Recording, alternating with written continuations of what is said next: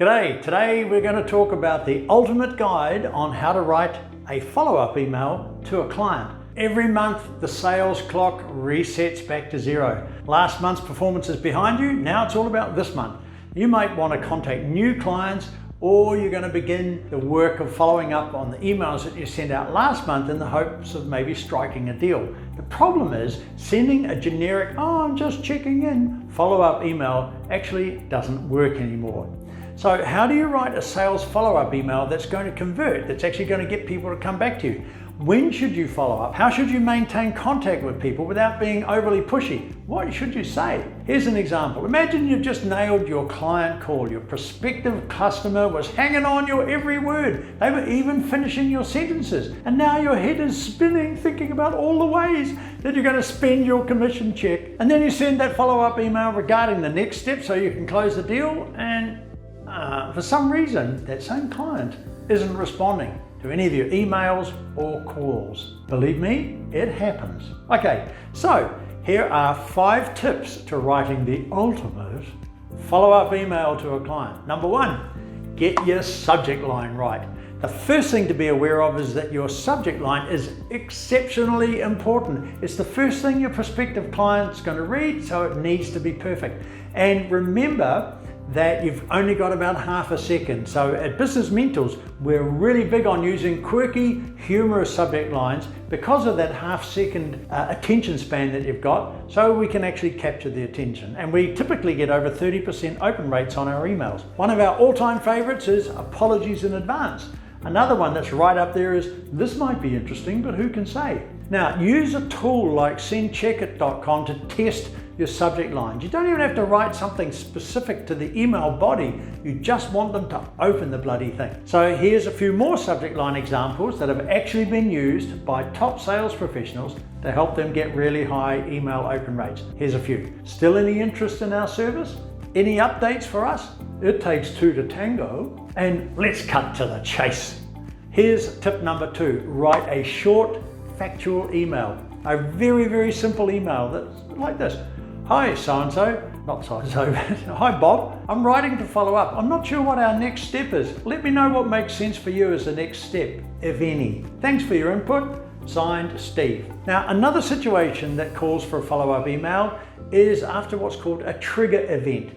For example, if you've noticed that a prospect is reopening an email or a proposal that you sent, then you can try to follow up with them. And there are many, many free tools that are available from companies like HubSpot, which enable you to track what's happening to your emails and whether they're actually being opened. Now, not only does this tool make you feel like you're a spy, but it's really, really useful in finding out just how interested a prospect is, and that will help you to boost your conversions. In fact, a HubSpot customer recently closed a $100,000 deal after following up on an email notification, and they were using the free tool.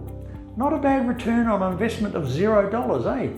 I could handle that. So you could write something like the subject line, what's our next step? Or thoughts about what's next. Hey Bob, last time we chatted, you requested that I get back in touch with you in November. Oh look, I might be a month early, but I figured it would be worth checking in. Have you given any additional thought to my proposal? I'd be happy to do a quick review of it on the phone and answer any questions that you might have. What does your calendar look like for us to schedule a conversation? Signed, love and kisses, Steve. Short, sharp, to the point. Tip number 3, if at first it doesn't work, try again. And look, here's where resilience comes in. Don't be discouraged. What you need to remember is that 80% of sales require at least 5 follow-ups. So here's an example of a 4th follow-up email template. Subject line is, ships passing in the night. Or, am I a long way down on your to-do list? Hi, Vanessa. I'm sorry we haven't been able to connect for a while. I know how hectic things can get between work and personal life. It's kind of the same for me, but actually we're not talking about me. Last time we spoke, you seemed really interested in boosting your sales productivity, or whatever the objective happens to be.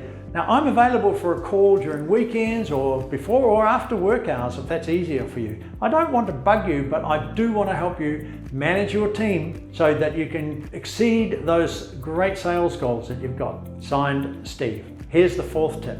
Never leave the sequence unfinished. Still no response? At this point, it might be time for the breakup email. If you continue the conversation, you're probably wasting your time and you're probably annoying your prospect as well. However, it's really important to break up with your prospect in a professional way that leaves them thinking positive thoughts about you, even if they're certain they're never going to do business with you. Well, at least not this time. Now, who knows? They might refer you to somebody else and or want to reach out to you in the future, in which case you need to make sure that you do this nicely. Now, here's a version of a template that will help you through your breakup. Subject lines: should I stay or should I go? Is one. Or is the love gone? Hi, Sophie. I've tried to reach out to you a few times to go over suggestions on improving whatever it happens to be, but I haven't heard back, which tells me one of three things. You're all set with the other guys, and I should stop bothering you. You're still interested, but you haven't had the time to get back to me yet, or you've fallen and you can't get up. In that case, let me know and I'll call somebody to help you. Please let me know which one it is, as I'm starting to worry. My information is below. Steve. A little bit of humor, but you're finishing it off nicely. And then lastly, tip number 5, use the killer punch.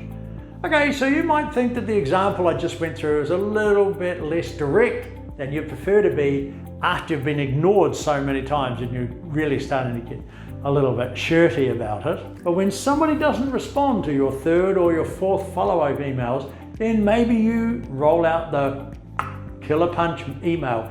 This has consistently achieved something like a 76% response rate for the people who invented it and who use it all the time. And it's called the permission to close your file, sir, email template. Let's have a look at how it works. The subject line is really clear. Permission to close your file? Hi, Bob. We're in the process of closing files for the month. Typically, when I haven't heard back from someone, it means they're either really busy or they aren't interested. If you aren't interested, do I have your permission to close your file? If you are still interested though, what would you recommend as a next step? Thanks for your help. Love and kisses, Steve. 76% response rate.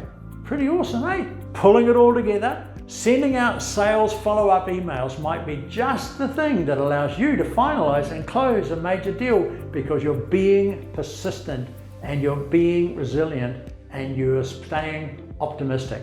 By using these templates and the tips that I've just gone through in your sales process and then kind of tailoring them for your prospects, you're going to sound professional, helpful, humorous, and thoughtful in your communication. And because you've got the right tools and you know when to use them, you're going to have a lot more time for the other important tasks that you have to get done. So think about the particular situation you're in, choose your subject lines, choose a template from the hundreds of free samples on the net, and remember the guidelines that we went over, and then start sending sales follow-up emails to your prospective clients to boost conversions and increase sales. So there you go, all wrapped up and tied with a nice little bow. If you like the topic, we have an upcoming online course that will teach you in detail everything that you need to know to get on your feet and to build a business using your skills and the ones that we teach you from scratch. The link is in the description. Don't forget to like the video and subscribe, because it helps support the channel. And if there's anything else that you'd like for me to talk about, drop it in the comments box. And don't forget to hit the bell icon to be part of the notification squad to get notified every time we upload, because I respond to questions in the first hour. I'll see you in the next video, and I'll catch you later.